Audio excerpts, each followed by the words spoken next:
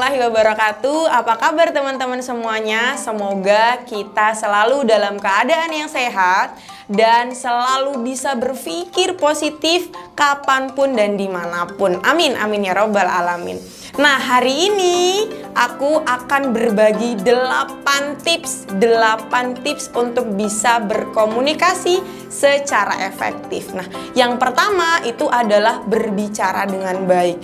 Berbicara dengan baik itu yang seperti apa? Pertama, dilihat dari kejelasan pelafalannya. Yang kedua, dari kecepatan berbicaranya. Yang ketiga, dari intonasinya. Dan yang keempat, dari pilihan kata yang sesuai. Tentu pilihan kata yang sesuai ini beda-beda ya teman-teman. Jadi untuk dosen beda, untuk orang tua beda, untuk teman beda, untuk adik beda gitu. Jadi disesuaikan saja dengan kepada siapa kita berkomunikasi. Nah, tips yang kedua adalah mendengarkan dengan baik. Gimana sih mendengarkan dengan baik? Ciri-cirinya adalah kita diam dan kita simak apa sih yang dibicarakan oleh lawan bicara kita. Jadi ketika kita diam dan ketika kita menyimak, kita itu bisa memberikan perhatian kepada dia dan dia itu merasa diperhatikan oleh kita. Lalu tips yang ketiga adalah pilih tema yang sesuai. Tadi sama nih dengan yang tips pertama tadi, itu kan menggunakan kata-kata yang sesuai, dan kalau ini itu menggunakan tema yang sesuai gitu. Terus yang keempat adalah menggunakan gestur tubuh. Nih seperti yang saya lakukan sekarang. Jadi gestur tubuh itu bisa dari mata, bisa dari senyuman, bisa dari tangan, bisa dari gerak tubuh kita gitu. Jadi ketika kita berkomunikasi dengan orang, itu kita harus melihat mata orang yang kita ajak komunikasi gitu. Karena kalau mata ketemu mata itu kontaknya juga bisa klik gitu di hati.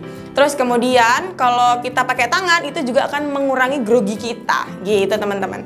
Nah terus yang kelima itu adalah selipkan humor. Tentu ini nggak di semua komunikasi. Kalau misalnya kita sama dosen, itu tuh nggak mungkin loh kita mau menyelipkan humor. Itu nggak. Tapi kalau dosen yang menyelipkan humor ya bisa aja sih gitu. Kalau sama temen, kalau kita lagi kaku banget, selipkan humor itu. Karena humor itulah yang akan memecahkan suasana di antara kita. Nah, selanjutnya yang keenam itu adalah jangan self-center. Self-center maksudnya apa? Jangan keaku-akuan. Jadi kan kita berkomunikasi nih sama orang. Jadi jangan cuma kalau aku tuh begini, kalau aku begini, karena dia itu tidak hanya butuh pendapat kita aja, tapi kita juga harus bisa mendengarkan dia gitu. Jadi komunikasi antara dua belah pihak itu bisa terjalin dengan baik gitu. Dan yang ketujuh itu adalah mengendalikan emosi dan memperbesar hati. Karena nih misalnya kita nih lagi rapat nih. Nah terus tuh ada loh sesuatu yang membuat kita itu tuh nggak nyaman dan kita tuh tersulut emosinya. Kalau kita tersulut emosinya, otomatis rapat itu akan tidak terkendali, akan bubar atau bahkan ya udah gitu, nggak ada artinya rapat itu. Jadi penting banget untuk kita mengendalikan emosi ketika kita sedang berkomunikasi dengan orang lain gitu. Dan dengan kita mengendalikan emosi artinya kita juga memperbesar hati kita gitu. Nah serta nih teman-teman, yang kedelapan adalah memperhatikan etika. Kenapa sih kok kita ini penting banget mempelajari komunikasi? Karena komunikasi itu teman-teman bisa mendekatkan kita kepada teman kita, kepada dosen kita bagi yang kuliah, kepada rekan kerja kita bagi yang sudah bekerja. Jadi itu tuh sangat-sangat penting gitu teman-teman. Kalau kita grogi ya nanti orang yang kita ajak berbicara itu juga tidak akan mengerti gitu apa yang kita sampaikan. Jadi penting banget berkomunikasi gitu teman-teman. Nah, sebenarnya komunikasi itu bisa dilakukan secara otodidak. Dan otodidak itu gimana? Otodidak itu dilakukan secara berulang-ulang.